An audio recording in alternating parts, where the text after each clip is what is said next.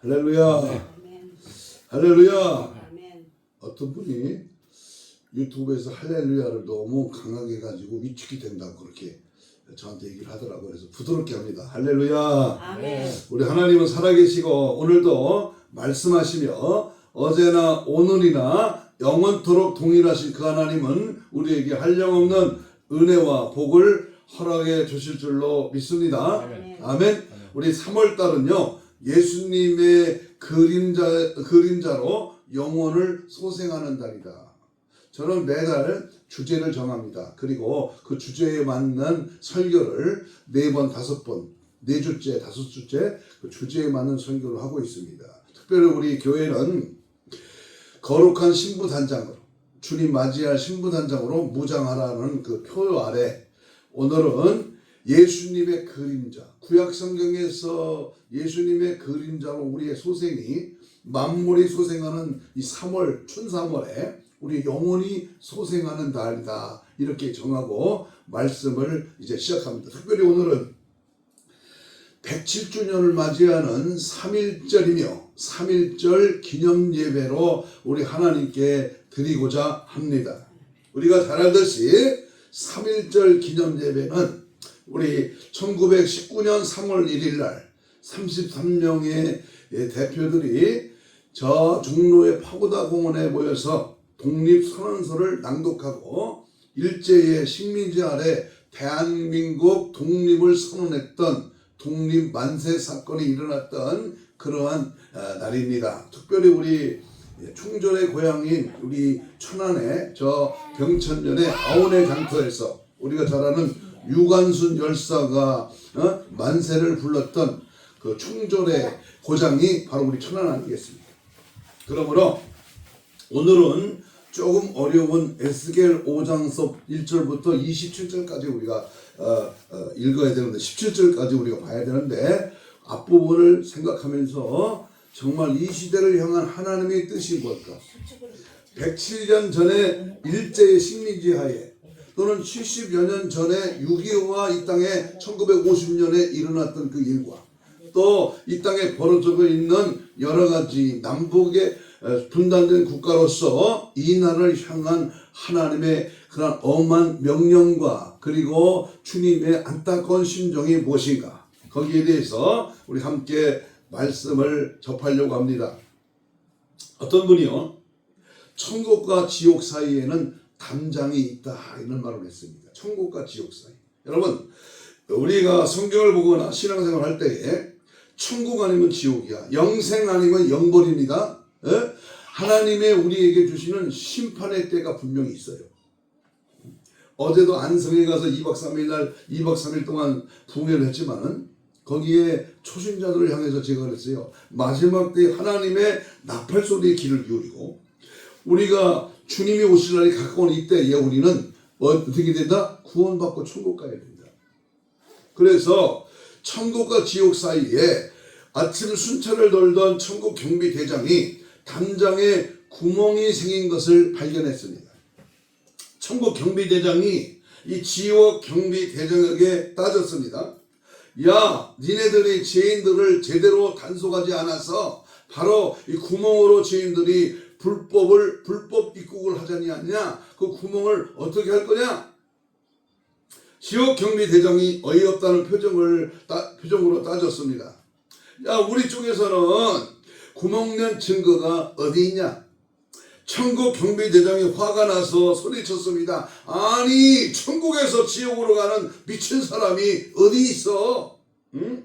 이 구멍은 너희들이 책임을 지고 막아야 되지 않겠냐? 우리는 절대로 하지 못해. 좋아. 그럼 우리 법대로 하자. 천국 경비 대장의 마지막 말에 지옥 경비 대장이 씩 웃으면서 대답했습니다. 그래? 법대로 하자고?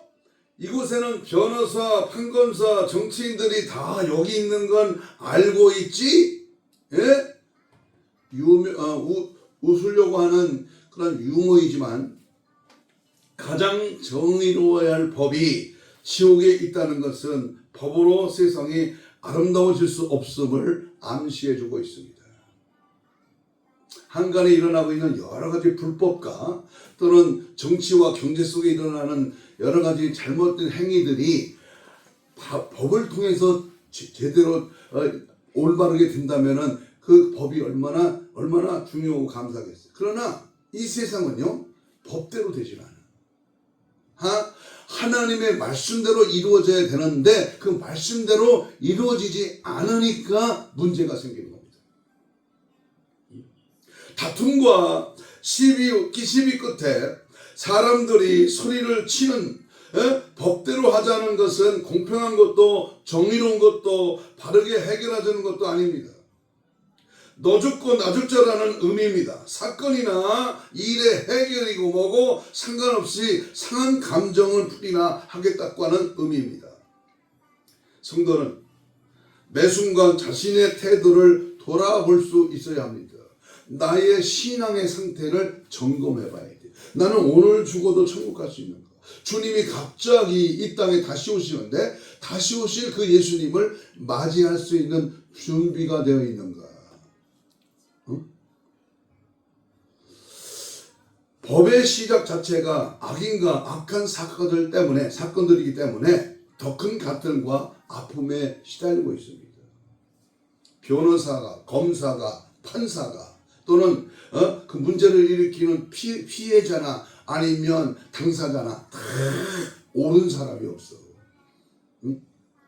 그래서 예수님은 법관에 가기 전에 길에서 합의하라, 사화하라. 성경 마태복음 5장 25절에서 너를 송사하는 자와 함께 길에 있을 때에 급히 사화하라. 그 송사하는 자가 너를 재판관에게 내어주고 재판관이 관예에게 내어주어 옥에 가둘까 염려하라 그랬어요. 하나님의 법 위에, 하나님의 말씀 위에 다른 법이 무슨 소용이 있냐 그 말이에요. 하나님의 진리의 말씀 앞에 우리가 머리를 숙이고 주의 말씀 앞에 아멘하고 잘못된 것을 회개하고 통회하고 자복해야 이 나라 이 민족이 아니 내 개인이 살아갈 수 있는데 그렇지 않으니까 지금 우리 마지막 때에 돌아가는 판세를 보니까 자꾸 어렵고 힘들고 또는 다른 사상과 이념이 판을 치고 있습니다. 법으로 아픈 상처를 씻을 수가 없어. 어떤 전략이나 수단이나 방법으로 해결할 길이 없습니다. 아픔과 상처와 갈등의 진정한 해결은 진리의 말씀, 하나님의 은혜로 되는 겁니다. 하나님의 공의로운 사랑과 진리의 말씀 앞에 인간은 그저 아멘해야 되는 겁니다. 오늘 본문에서도 역시 그런 내용이 등장합니다. 하나님께서 구약의 선지자들을 통하여 말씀을 선포해 주실 때에 오늘날로 치자면 행위 예술과도 비슷한 행동을 백성들에게 동시에 보여주도록 시키신 일이 자주 있었습니다. 그렇게 함으로써 당시 사람들의 육성 외에는 다른 특별한 시청과 교육 수단이 없었던 때에 그야말로 말로써 전달되는 내용을 듣는 자들로 하여금 훨씬 더 일목요연하게 깨닫게 해주는 효과가 있었기 때문에 지금 같으면 무슨 핸드폰으로나 무슨 영상이나 아니면 무슨 과학적인 문화 매체를 통해서 우리에게 알려주잖아요. 알게 되잖아요. 화면을 보거나 또는 음성을 듣거나 아니면 통화를 해서 알게 하잖아요. 그러나 옛날에는 그런 방법이 없었습니다.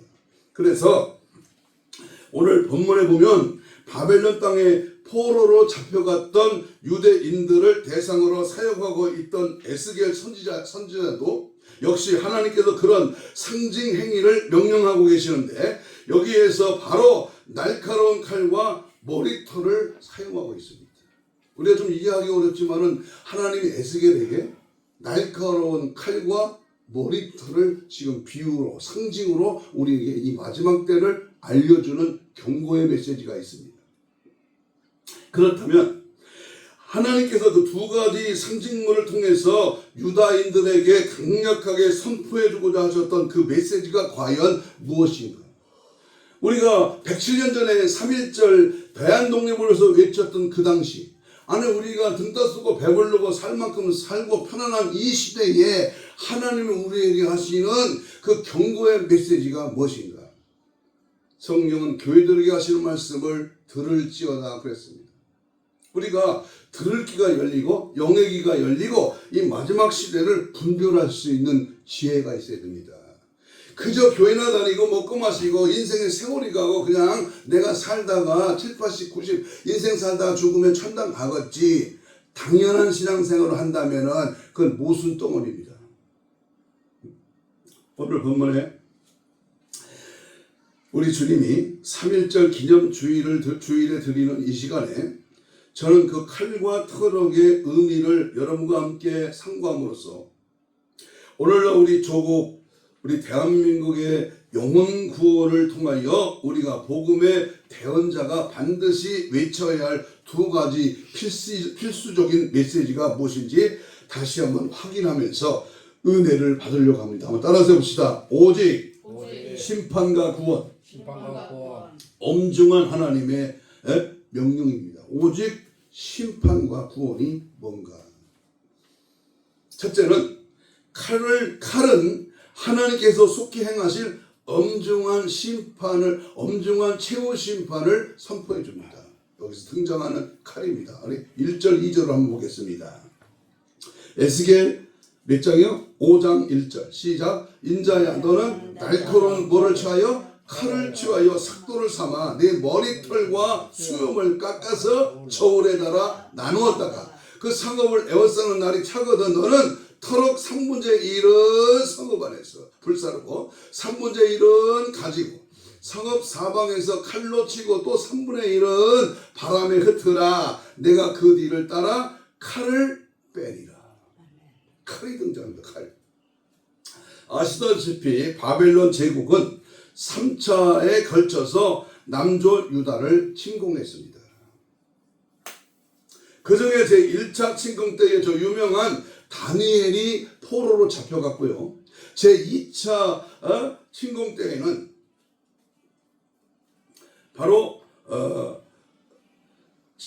제사장 바로 이 에스겔이 다니엘에 잡혀갑니다.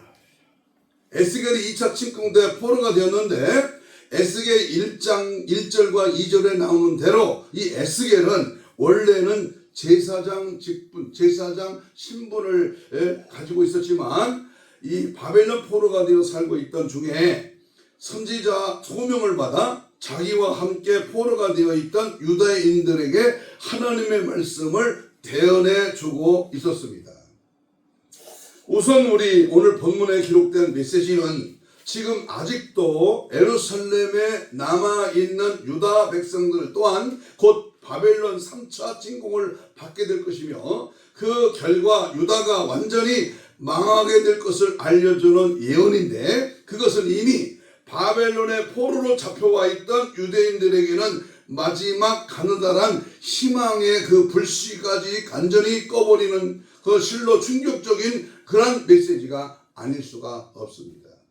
자 보세요. 우리나라가 세계 9위권 10위권의 경제 부국으로 일본을 제치고 우리나라가 잘 사는 부강한 나라가 됐습니다. 올림픽을 개최하고 나서 엄청난 속도로 대한민국이 부유해졌습니다. 제가 여러 방글라데시나 하는 버마 옛날 그런 나라 동남아시아의 어려운 선교사나 목사님들 만나보면요 참 힘들게 삽니다. 특별히 내가 잘 아는 친구인데요, 그 인도네시아 그 산골에 물도 없고 불도 없어. 목욕을 몇십 년 안 해봤대요. 그런 자들에게 그런 사람 선교사님들 말을 들어보면 우리나라는요 진짜 잘 사는 나라라는 거예요. 진짜. 그런데 육적으로는 부유하시는데 영적으로는요 그들의 신앙보다도 더 바닥치는 북한의 지하 교인들보다 우리 남한의 한국 교회 교인들이요 더 신앙이 없다는 거예요.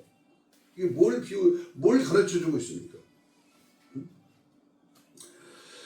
오늘 본문에 나오는 이 메시지는 특별히 우리에게 유다를 그처럼 완전히 멸망시켜 버릴 것이라고 하는 아주 무서운 심판을 예언해 주면서 오늘 1절에 나온 대로 에스겔 선지자로 하여금 날카로운 칼을 쥐하여 삭도를 삼아 그랬습니다. 자신의 머리털과 수염을 깎으라고 하는 특이한 지시를 내리게 됩니다. 그 중에서 에스겔 선지자가 깎은 자신의 머리털과 수염은 나중에 5절에 가면 하나님께서 설명해 주시는 대로 바로 예루살렘에 남아있는 유다 백성을 상징하고 있습니다. 반면에 칼이라고 하는 것은 두말할 것 없이 그 유다 백성들에게 임할 하나님의 엄중한 심판을 상징하고 있었는데, 그것은 삭도, 다시 말하면 이발사가 쓰는 날카로운 칼이라는 단어가 첨가되면서 그 의미가 더욱 강력하게 우리에게 경고하고 있습니다. 하나님의 심판의 칼은 현실적으로는 바로 바벨론의 3차 침공을 통해 이루어질 것이었습니다. 그리고 계속 1절 하반절에 나오는 대로 하나님께서 에스겔 선지자가 잘라낸 머리털과 수염을 저울에 달아서 세 등분으로 나누어 놓도록 하셨습니다. 그런 후에 나중에 예루살렘이 바벨론의 3차 침공을 실제로 받게 되는 날이 오면 그 중에 3분의 1은 성읍 안에서 불사를 하고 있는데, 이것은 곧 바벨론 군의 포위로 인하여 예루살렘 성 안에서 기근과 질병으로 죽게 될 사람들을 의미하고 있는 것이었습니다. 107년 전에 3.1절과 또 1950년 6.25와 그리고 이 땅에 지금까지 이루어오는 역사를 보면서 오늘 이 바벨론 3차 침공에 의한 그 시대에 에스겔이 본 그 말씀을 한번 이렇게 잘 그림을 그리면서 우리 말씀을 받으면 이해가 빠릅니다. 그 다음에 하나님의 그 반면에 칼을 두고 말할 것 없이 엄중한 심판을 말하고 있는데요. 그 하나님의 심판의 칼은 현실적으로는 바로 바벨론 3차 침공에서 이루어질 것이지만 계속 1절 하반절에는 에스겔 선지자가 잘라낸 그 머리털과 수염을 저울에 달아서 세 등분으로 나누도록 했습니다. 그런 후에 나중에 예루살렘이 바벨론 3차 침공을 실제로 받게 되는 날에 그 중에 3분의 1은 바로 성 안에서 불사를 하고 했는데, 그 다음에 3분의 1은 성읍 사방에서 칼로 치라고 했고, 이것은 성읍 둘레에 돌면서 칼로 치라는 뜻으로 바벨론 군대가 예루살렘 성 안으로 쳐들어오게 될 때에 예루살렘의 거민의 3분의 1이 그의 칼에 죽게 될 것을 가리킵니다. 끝으로 하나님께서는 그 잘라낸 이 에스겔의 머리털과 수염의 마지막 3분의 1은 바람에 흩으라고 하시면서 내가 그 뒤를 따라 칼을 빼리라 그랬습니다. 이것은 예루살렘이 함락될 때에 구사일생으로 탈출하여 정처 없이 헤매게 될 그런 사람들을 가리키고 있는데, 그런 자들 역시 하나님께서 칼을 드시고 뒤를 따라가신다고 했으니까 결국 아무도 하나님의 무서운 진노와 심판을 피할 길이 없게 되었다고 하는 것입니다. 하나님의 심판을 피할 길이 없다. 누구는 봐주고 누구는 건너뛰고 누구는 외면하는 게 아니라 어린아이 갓 태어난 아래로부터 노인들이 100세 이상 된 노인들까지 누구든지 그 심판의 대상은 가리지를 않는다. 이것은 예루살렘 함락될 때 우리에게 보내주는 비참한 그 구사일생으로 탈출하여 정처 없이 헤매게 될 사람들을 가리키는데, 그런 자들 역시 하나님의 심판의 칼에 피할 길이 없다. 5절 이하의 17절까지 말씀은 유다 백성이 하나님께로부터 그런 무서운 심판을 받게 된 그 이유에 대해서 설명해 주는 동시에 그 당할 형벌의 비참함을 현실을 예고해 주는 그런 내용입니다. 요약하면 유다 백성은 바벨론으로부터 2차례에 걸친 침공을 당한 이후에도 이전에 행했던 것처럼 하나님의 율법을 지키지 않을 뿐만 아니라 완전히 내어버리는 그 죄와 하나님께서 미워하신 우상을 섬기는 가증스러운 악을 여전히 저지르고 있었습니다. 지금 우리가 살고 이 시대 사람들 보세요. 예수 안 믿는 교회 밖의 사람들은 따질 것도 없고, 예수 믿는 교회 안에 하나님의 말씀대로 살자고 그리스도인들의 삶이 어떠냐 그 말이에요. 지금. 자,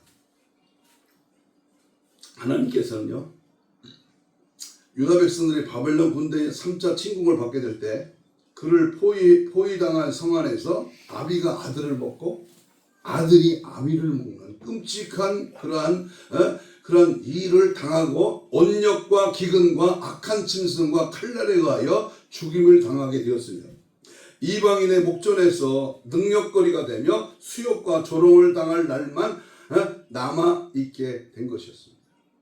하나님께서는 선지자를 통해서 전해주셨던 수많은 경고의 메시지들과 당신께서 바벨론 군대를 동원하여 내린 두 차례의 최후 경고에도 불구하고 끝까지 회개할 줄 모르는 유다 백성들에게 이처럼 날카로운 칼의 심판을 예비하고 계셨습니다. 지금 이 당시 보세요. 예수 믿는 자, 구원받을 자, 한국 갈 자가 몇 명이나 되겠죠.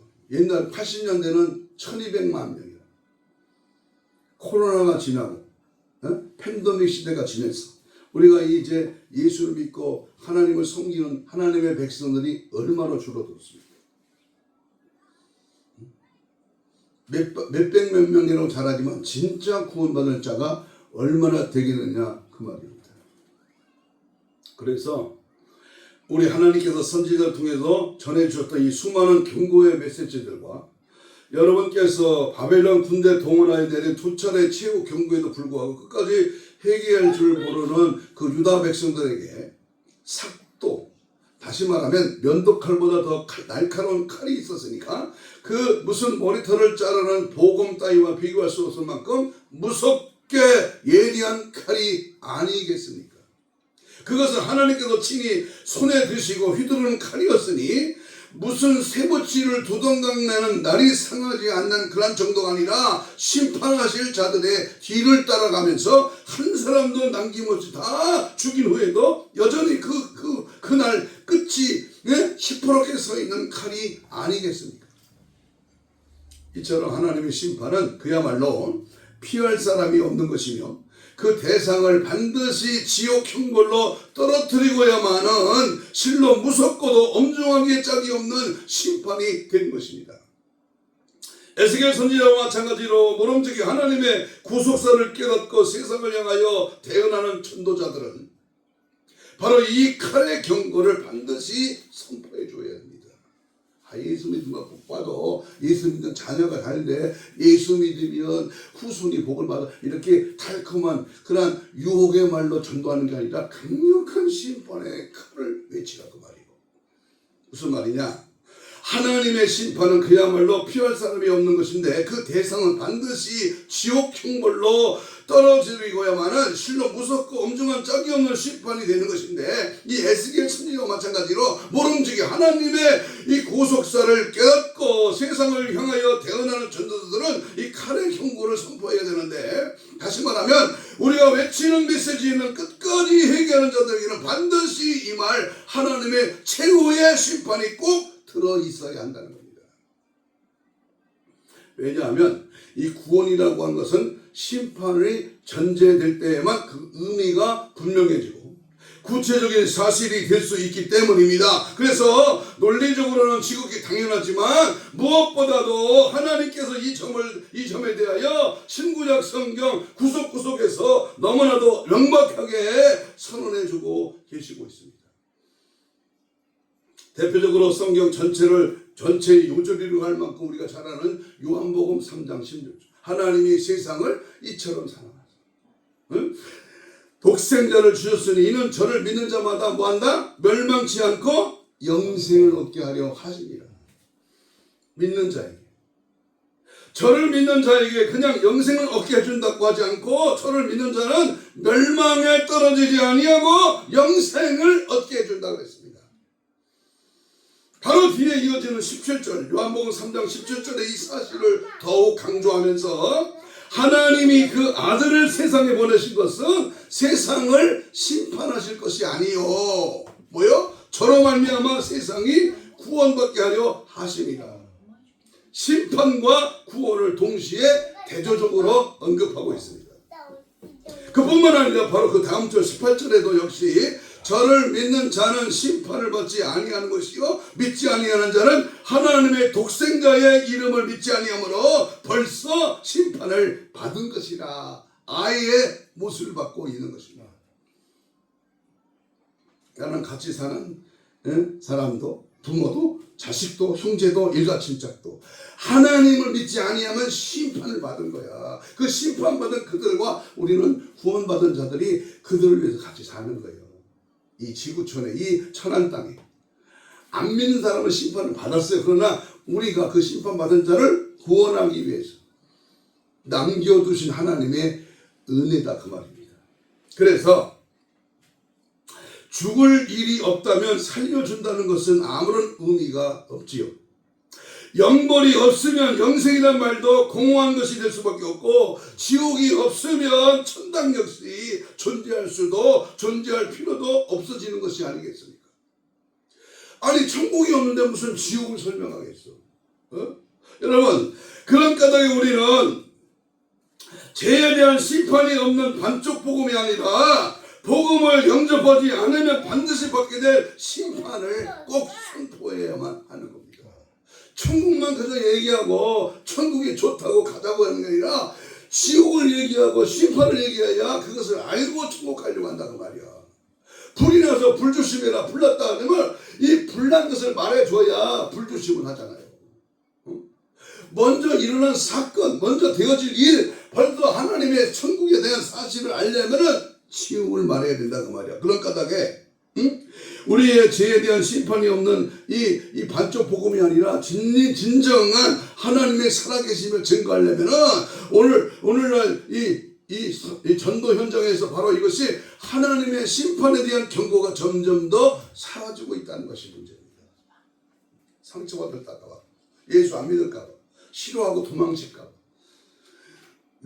등치 크고 얼굴 흉악하게 살리면 겁나서, 아니면 연약하고 약한 사람에게는 또 살살거리고 좋게 말해야 되니까 이렇게 사람 비유에 맞추면서 골라서 복음을 전하는 경우가 있습니다. 그저 배고픈 사람에게 빵 한 조각이나 나누어주고 억압받는 민족에게 해방의 희망을 전해주는 것으로 떼워지고 있는 현실입니다. 소위 영원 구원이라고 하는 사람, 영원 구원하는 전도자라는 사람들조차 지금 당장 이 세상에 강함과 질병과 압제로 인하여 당하고 있는 고통이 하나님의 말씀에 불순종하고 우상 숭배하는 자에게 필연적으로 임하게 될 지옥 형벌보다 더 훨씬 더 무서운 것인 줄로 여기고 있는 것입니다. 하지만 진실한 전도자라면 하나님께서 에스겔 선지자로 하여 날카로운 칼까지 손에 들고서 유다 백성들에게 선포하라고 명령하셨던 그 두려운 경고를 오늘날 역시 소리 높여 외쳐야 하지 않겠느냐 그 말입니다. 우리 예심교회 영성원은요, 이를 위해서 리모델링하고 이 지역의 교회들이 여러 개 있지만 특별히 하나님이 이 경고의 메시지를 전하라는 하나님의 준엄한 명령 앞에 저는 영적 대각성, 부흥성의 협의회, 부흥사들을 드리고 지역마다 이 복음을 전하고 있습니다. 영적 대각성, 하나님 회개치 않으면 이 나라는 멸망당합니다. 하나님 앞에 이 경고의 메시지를 전하지 않으면 이 나라는 타락하는 거예요. 이 마지막 때 일어나는 재림의 현상입니다. 그래서 우리가 하나님의 말씀 앞에 진실한 전도자라면 하나님이 에스겔 선지자로 하여금 날카로운 칼까지 손에 들고 선포하고 명령했던 그 두려운 경고를 오늘날 역시 소리 높여 외쳐야 되는데, 회개하라 천국이 가까워졌다고 세례 요한이 광야에 외치는 자리에 소리가 있어 회개에 합당한 열매를 맺으라고 외쳤습니다. 4장 7절인가요? 예수님이 40일을 금식하고 마치신 후에 첫 음성이 회개하라 천국이 가까워졌어요. 구약에 다섯 명의 대선지자들이 외친 복음이 뭡니까? 12명의 소선지자들이 외친 복음이 뭐예요? 예수님 옆에 영향받은 사도 바울이 12개의 메시지의 성경을 기록하면서 거기에 핵심 말씀이 뭐예요? 잘 살아라고 그런 거예요? 부자 되라고? 그 메시지가 아니잖아요. 우리는 10가지 이하의 기가 딱지가 않도록 잘 되라, 부자 되라, 출세하라, 성공하라, 자녀가 잘 된다, 이런 땅의 복음에 귀가 젖어들었어. 그래서 그 설교를 들으면 아멘 아멘을 쏟아져. 은혜 받았대야. 그런데 날카롭게 심판을 외치고 해결을 외치고 복음의 날카로운 칼로 엄한 명령의 경고의 메시지를 외치면은 싫어합니다. 싫어해. 기도 원장도 싫어해. 돈만이 나와야 좋아해. 별걸 다 보겠어요. 그래서 하나님의 두려운 이 최후 심판 동안 엄중한 경고를 주는 전도자들이 되어야 되겠다. 할렐루야. 뭐가 무서워서 언제 또 만나게 될지 모르는 사람에게 상황에서 담대하게 천국 지옥을 엄중한 심판을 회개의 대각성을 외치는 자가 되어야 해요. 어제 안성 아름다운 기도원에서 집회할 때 거기에 82세 된 남자 목사님과 부인 대신 76세 되시는 담임 목사님 두 분이 목회하는데 그는 매일 목요일마다 평택 역전에 가서 전도를 한답니다. 메가파를 들고 천막을 치고 매일 목요일만 전. 그래서 우리가 목요일부터 부흥성회가 시작되는데 오전에는 강사를 취소시키고요. 오후부터 집회를 열었습니다. 그분들이 하는 말이요. 자기는 죽을 때까지 이 목요 전도에 나간다는 거예요. 어떤 때는 핍박이 있고 어떤 때는요 어려움이 있대요. 비도 오고 바람 불고 춥고 이런 그러나 어김없이 그 자리에 간다는 거예요. 제가 그랬어요. 우리 천하는 불이 꺼졌다. 천도의 불이 꺼졌다. 얼마나 가슴이 미어지는지 몰라요. 천안에는 전도의 불이 꺼져. 이 일을 누가 해야 되느냐? 하나님이 강한 데미지를 주는 거예요. 미치지 못해도 시장에 나가서 일주일에 한 번이라도 복음을 외쳐야 되지 않겠느냐? 모든 죄악 길에서 목자 없는 양같이 모든 사람 길 찾아 헤맨다. 자비하시 하나님 독생자를 보내사 너를 지금 부르니 오시오. 이때라 이때 바로 생명이 있을 때 시간이 있을 때 건강할 때 걸어다닐 수 있을 때 너는 뭐하고 자빠져 있느냐 그 말이요. 너는 무엇 때문에 세상을 살고 있느냐. 복음의 나팔수 파수꾼의 사명 전하지 않으면 화가 임하리라 하는 주님의 명령 앞에 복음의 증인이 되기를 축복합니다. 두 번째, 터럭은 하나님께서 남겨두신 소중한 택하신 백성에게 일깨워줍니다. 터럭이요, 털이요, 털. 3절과 4절 보겠습니다. 에스겔 5장 3절 4절 시작. 나는 터럭 중에서 조금을 가져 네 옷자락에 싸고 또 너 그 가운데서 얼마를 가져서 풀에 던져 사르라. 그 속에서 불이 이스라엘 온 족속에게로 나오리라 라고 기록했습니다. 아까 1절에서 하나님께서 에스겔 선지자로 하여금 자신의 머리털과 수염을 칼로 잘라낸 후에 그것을 3등분해서 보관해 두게 하셨고 2절에서는 그 머리털과 수염을 3분의 1씩 사용하여 상징적인 예언을 하는 데에 사용하도록 지시하셨습니다. 그런데 여기 3절에 보면 하나님께서 그런 지시를 내리면서 뭐라고 합니까? 3절에 자 보세요. 너는 터럭 중에서 조금을 가져다가 네 옷자락에 싸고 라고 특별 명령을 동시에 내립니다. 자, 터럭 중에서 바로 이 머리털과 수염을 가리키는데요. 그 중에서 조금만 따로 떼어내서 에스겔의 옷자락에 싸서 남겨둬라 라고 말씀하셨습니다. 1절과 2절만 가지고 수학적으로 엄밀히 계산해 본다면 3분의 1 더하기 3분의 1 더하기 3분의 1은 이미 다 사용되었으니까 남아있는 것은 0이 될 수가 없어요. 빵이 될 수밖에 없어. 0. 그렇다면 이 조금이라고 하는 그런 계산에서 무시해도 괜찮을 만큼 지극히 적은 양의 이 터럭임을 분명합니다. 아마 에스겔 선지자가 자신의 잘라낸 머리털과 수염을 저울에 달아서 3등분하는 과정에서 그저 손가락 끝으로 살짝 집어낸 정도의 양에 불과할 것입니다. 그렇다면 하나님께서 그처럼 에스겔 선지자로 하여금 아주 조금만 남겨놓게 하신 그 터럭이 상징하는 것은 과연 무엇이겠습니까?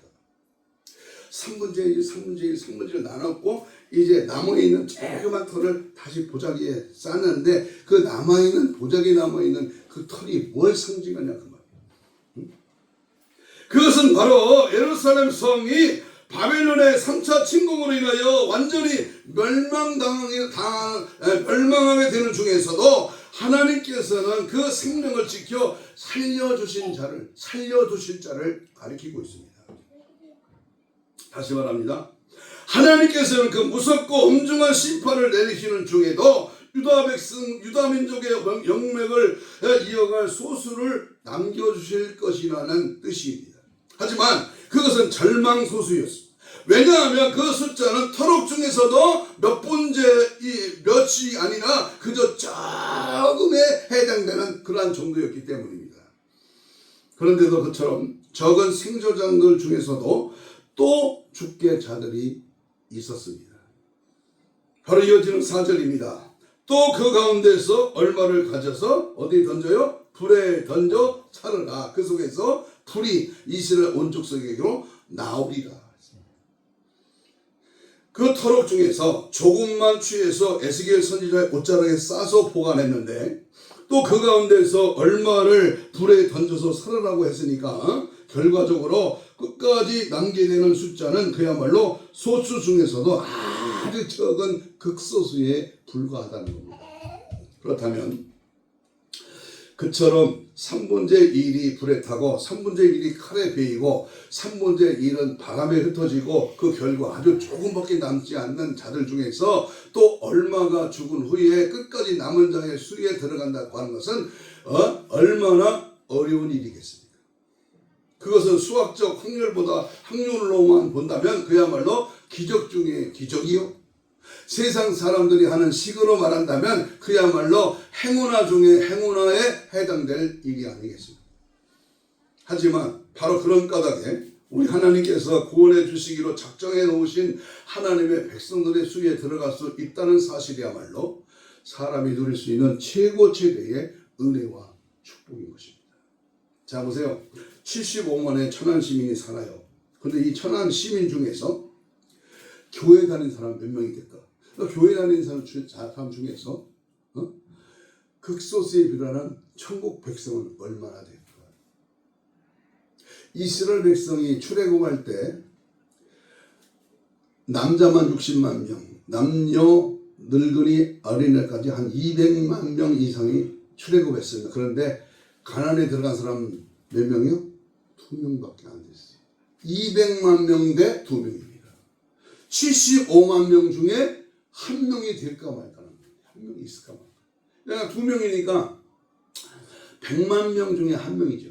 그러니까 75만 명이라 그러면요 3명도 안 되는 거예요. 천한 시민 중에서 천국에 갈 사람이 3명도 안 되는 통계가 나와요. 참 얼마나 극소수입니다.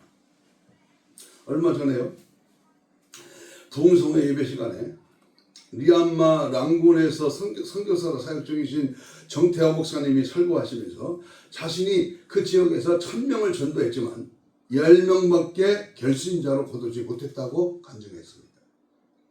이 목사님께서는 그것이 본인의 능력이 부족이라고 겸손하게 말씀했지만 사실은 1000명 중에 10명도 결코 적은 수가 아닙니다. 왜냐하면 원래부터 하나님께서 정해놓으신 택한 백성의 숫자는 조금만 남겨둔 터럭처럼 지극히 소수이기 때문입니다.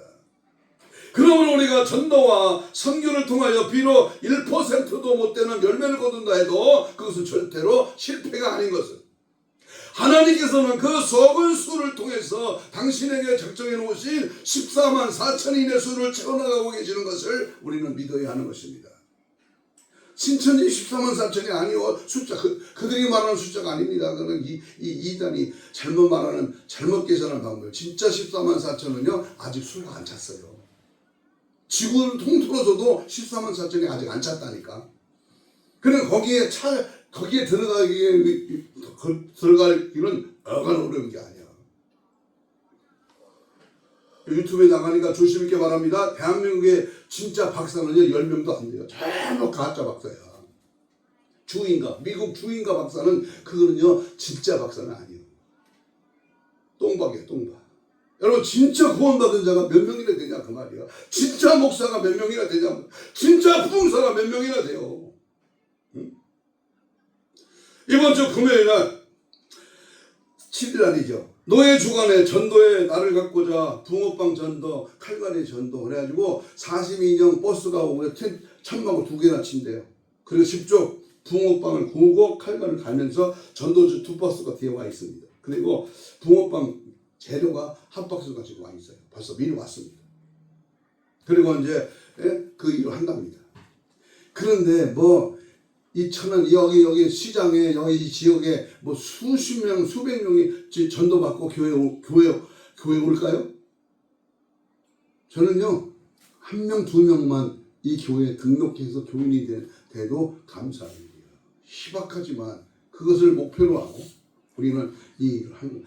1000명, 10,000명 중에 하나만 예수 믿고 구원받아도 이것은 하나님이 택한 자를 불러내시는 전도의 방법을 통해서 하시니까 이 일은 쉬지 않고 해야 된다 그 말입니다. 우리는 늘 교회 중심으로 살고 있는 까닭에 항상 보는 얼굴이 다 교인들이니까 그 숫자가 꽤 많은 것처럼 여겨질 수도 있지만 이 지구상의 전 인구의 숫자 가운데에서 계산해 본다면 완전히 구원에 이르게 될 남은 자의 수는 사실상 지극히 적은 퍼센터지가 아니겠습니까? 또한 교회에 다니고 있다고는 하지만 그 중에서 또 얼마나 도중에 신앙생활을 낙심하고 하차하여 최종적으로 남은 자에는 들어가지 못할 것이 분명하니까 정말 저와 여러분이 예수를 제대로 믿고 구원의 확신을 얻고 살고 있다는 것이 그야말로 소수 중에 극소수만이 누리고 있는 특별 중에도 최고의 특별 은총이 아니고 무엇이겠습니까? 우리의 이 복음 전도 구령의 이 열정이 바로 그런 극소수의 대상에게만 주어지는 아주 특별한 은혜를 내가 먼저 받게 되었음을 진심으로 감사하는 마음으로 바로 그와 똑같은 은혜를 누리게 될 소중한 한 명을 찾아내는 가장 귀한 사명이 바로 복음 전도입니다. 누군지는 몰라. 그러나 이 복음의 내개체를 통해서 그 영혼, 준비된 영혼, 하나님이 예수 믿기로 작정된 그 영혼을 찾는 게 바로 전도입니다. 누군지 몰라요. 저도요. 어려서부터 예수 믿지만 25살에 그 주님을 만난 거야. 교회 다니다가 그냥 대충 다녔어. 그냥 억지로 교회 가는 거야. 부모가 다 예수 믿으니까. 그런데 81년 12월 1일 날 음성이 들려버리는 거예요. 너 왜 그렇게 예수 믿냐?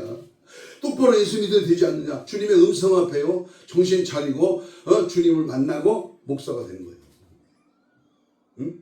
여러분 그냥 맥없이 내가 교회 다니면 천국 간다? 웃기지만. 그러므로 우리는 이 전도의 이 복음 전파에 무슨 폭발적인 결과가 나타나지 않는다고 조금이라도 실망하거나 낙심할 필요가 없습니다.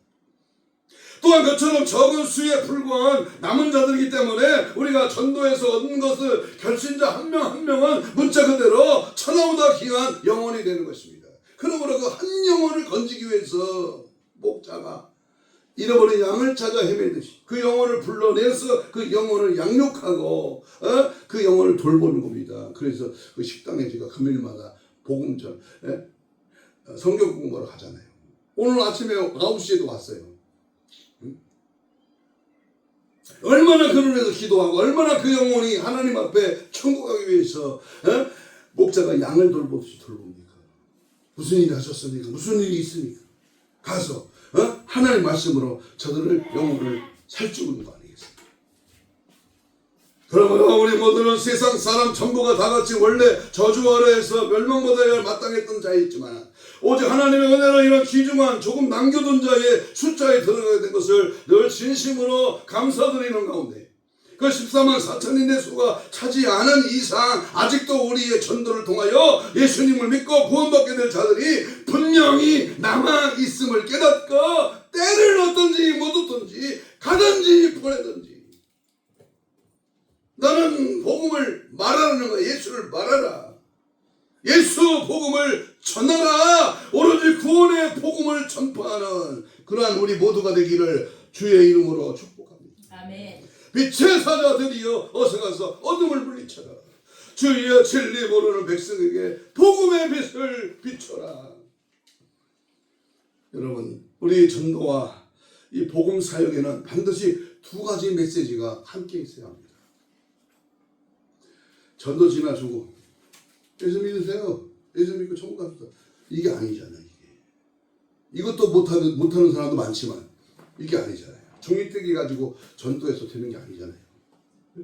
하나님의 필연적이고도 엄중한 심판이 임박했으며, 하지만 그런 가운데서 아직은 하나님께서 남겨두신 이 구원받을 택한 백성들을 여전히 불러주고 계신다는 이 두 가지 사실을 동시에 선포해야 됩니다. 지옥을 말해야 돼. 지옥을 강력하게 말해야 돼요. 심판을 말해야 됩니다. 심판 받는 자가 당신이다. 강력하게 지적해야 됩니다. 그것이 바로 하나님께서 날카로운 칼과 남아있는 터럭이라고 강렬하고도 명백한 상징을 통하여 우리에게 똑똑히 알려주고 계시는 진리이기 때문입니다. 그러므로 구원의 초청 없이 심판만 외치는 것은 사이비 이단이 즐겨 쓰는 공갈 협박에 불과합니다. 반면에 심판 없이 그저 구원만 전파하는 것 역시 오로지 유치한 사탕 발림식의 전도가 될 뿐입니다. 오직 심판과 구원이 반드시 동시에 포함되어 있는 진정한 복음만이 이 죄인을 해결시켜서 저 무서운 지옥 형벌에 떨어지지 않고 천당 구원으로 이끌어갈 수 있는 능력을 발휘할 수 있게 되는 것입니다. 우리 예심 교회가 바로 노회의 주관하에 이제 7일날 전도 대회를 하는데, 바로 이 전도에 참된 복음에 입각해서 특별히 우리가 이런 여러 가지 매체를 통해서 죽어가는 영혼을 찾는 일에 우리가 합심 협력하는데, 소위 이 전도 무용론까지 주장하면서 주님의 지상명령을 대놓고 불순종하고 있는 이 교단들까지 점점 늘어나고 있는 추세 중에서 우리는 예수님의 재림과 함께 마지막 심판이 임박했다는 사실을 확신하고 있기 때문에 땅끝까지 이르러 세계 전도 복음에 하나님의 사람을 찾아내는 일에 우리 교회와 성도에게 주어진 최우선의 사명인 줄 알고 우리는 이 일에 힘쓰는 겁니다. 동참하는 겁니다. 함께 그 일에 쓰임받기를 원하는 겁니다. 누가 어떻든 누가 뭐라고 하든. 또한 이 전도 활동을 한다고 해보자 사회인이나 의료사업이나 무슨 뭘 주고 떡을 주고 뭐 무슨 빵을 주고 무슨 전도 그 어떤 용품을 나눠주고 전도지를 나누고 그런 일을 통해서나 진리의 복음을 전파하여서 온 민족과 열방으로부터 남아있는 택한 백성들을 모아서 이 천안 아산 지역에 역시 구원의 방주인 교회를 세우고 교회를 이루어 나가는 일에 우리가 전력 투구하는 것이 우리 예수님이 그 당시에 선포했던 칼과 터럭, 오늘날 우리에게 주어지는 사명은 바로 심판의 복음과 우리 하나님의 살아계신 역사를 증거하는 사실이다 그 말입니다. 결론을 맺습니다. 그런 까닭에 바로 우리가 이 지역에서 아직도 남아있는 자가 있다. 무당일지 보살일지 중일지 천주교 신부일지 뭔지 몰라요. 또는 유명한 회사의 회장이나 사장이나 아니면 저 요양원에 사는 다 걸음걸이도 제대로 못하는 노인일지 아니면 학생들일지 누군지 몰라. 그러나 대상을 가리지 아니하고 우리가 예수의 복음을 저들에게 증거합니다. 복음 전파에 구령의 열정에 조롱이나 멸시나 천대를 당해도 기꺼이 할 이 영원군에 매진하며 여전히 하나님은 복음을 통해서 하나님의 구속사의 역사를 이루어 가신다는 사실입니다. 그러므로 그 일이 내게 주어졌다면 감사할 일이죠. 나 같은 극히 적은 소수에 불과한 이 죄인을 불러서 이 일을 감당케 하셨다면 이번 금요일날 전도의 날에 기꺼이 나는 그 일에 동참하겠습니다. 나도 이 지역에 누가 예수를 믿을지 모르지만 내 자녀, 부모, 형제, 일가, 친척, 이 시장바닥에 나오는 이 성전중 일대에 나오는 많은 영혼들을 향하여 오늘 주어진 전도의 날에 내가 그 복음을 위하여 감당하겠습니다. 내가 하는 것이 아니라 주님이 하시고 나는 전도 복음의 매체를 전하기만 하면 주께서 역사하시고 만날 자를 붙이시고 준비된 영혼을 찾아지게 되는 겁니다. 그러면 지금까지 일평생 그렇게 해온 것처럼 우리 예수교회가 모두가 앞으로 계속해서 가든지 보내든지 하는 이 작은 전도자들이 되어서 오늘도 하나님께서 이처럼 명백하게 선포하고 계시는 칼의 경고, 터럭의 이 구원을 온 세상 만민 앞에 더 소리 높여 전파할 때 하나님의 역사는 파장을 일으키는 거예요. 복음 전하는 장소에, 복음 전하는 교회에, 복음 전하는 그 인생에게 놀라운 역사가 일어나는 겁니다. 이걸 믿으시고 우리 함께 끝까지 이르러 주의 복음을 전하는 마지막 예수님이 운명하면서 남기는 유언 마가복음 16장 두루다니며 만민에게 복음을 전파하라. 마태복음 28장에 너는 가서 제자를 삼으라. 바울이 뜨겁게 열정을 가지고 하셨던 그 고린도전서의 그 사건의 말씀, 너는 복음을 전하지만 화를 입어라. 에스겔 3장이나 33장에 이 파수꾼의 삶, 이 성에 내 백성이 많다. 어떤 전도자가 그래요. 고기가 많다는 거. 고기가 천안에는 10명 중에 9명의 고기가 많다는 거예요. 그물만 치면 그냥 예수의 복음을 전하기만 하면 수많은, 제가 아파도 전도를 해봤어요. 25층을 해봤어요. 맨 꼭대기에서 전도하면서 내려와. 그런데요, 한 집을 안 믿는 거야. 그 25층에 교패 붙은 집이 한 집도 없어. 예수 믿은 사람이 한 사람도 없어. 아파트에. 전부 고기야, 고기. 그런데도 저들을 길에서 만나는, 엘리베이터에서 만나는, 길거리에서 만나도요, 아무런 복음을 못 전해. 이게 벙어리지 뭐야, 이게. 이게 뭐야, 눈뜬 장님 아니에요? 우리 모두 이 복음의 나팔수가 되어서 마지막 때에 하나님의 경고, 하나님의 사인, 하나님의 우리에게 맡기는 사명을 감당하는 우리 모두가 되기를 주의 이름으로 축복합니다. 축복합니다. 우리 다 같이 우리 주여를 부르면서 뜨겁고 간절하게 주의 이름을 부르면서 우리 함께 통성으로 우리 같이 기도합니다. 이렇게 기도합니다. 심판과 구원이 반드시 동시에 맺혀지게 하옵소서. 진정한 복음만이 죄인을 해결시키오니 저 무서운 지옥 형벌에 떨어지지 아니하고 천당 구원으로 이끌 수 있는 능력을 허락해 주옵소서. 복음 전파에 증인되게 하옵소서. 구령의 열정을 주옵소서. 믿음으로 담대하게 복음 전하는 증거자가 되게 달라고 주여 삼창하며 우리 2, 3분 기도합니다. 주여!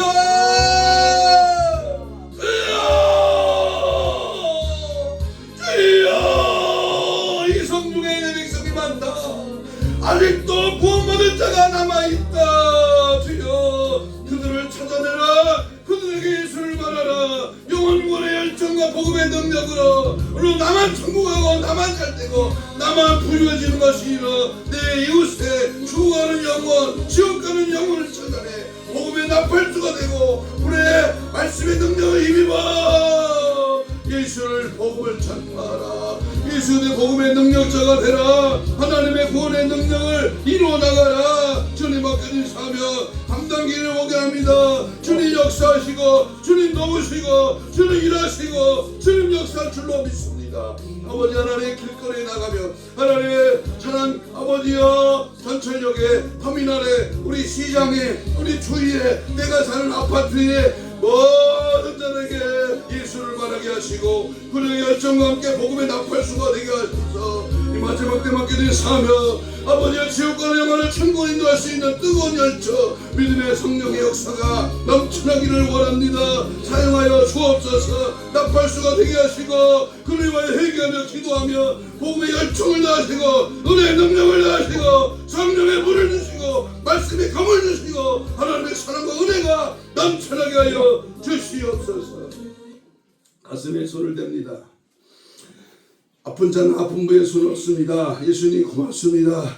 오늘 아버지 주놈은 경고의 심판의 말씀을 받았습니다. 복음 전하는 자에게 능력을 주시고 복음 전할 때 물질을 주시고 복음 전할 때 하나님의 놀라운 역사가 일어날 줄을 믿고 피 묻은 손을 얹었습니다. 이 시간 예수의 이름으로 명령합니다. 주의 보혈로 예수의 피로 우리의 심령을 새롭게 합니다. 힘줄과 근육과 세포와 조직과 마디와 연골과 피문을 정상으로 회복될지어다. 영적으로 육적으로 혼적으로 마음적으로 들어있는 질병의 세로가 예수 이름으로 떠나가라. 깨끗한 받을지어다. 구원의 길이 열릴지어다. 하나님의 말씀에 피의 권세를 뿌리고 바르고 덮어 마셔 예수의 피로 정결하게 하여 주옵소서. 복음을 방해하는 예수 복음의 능력을 싫어하는 이 원수마귀 사탄 귀신아 이 시간 예수로 명하노니 지금 즉시 떠나갈지어다. 떠나갈지어다.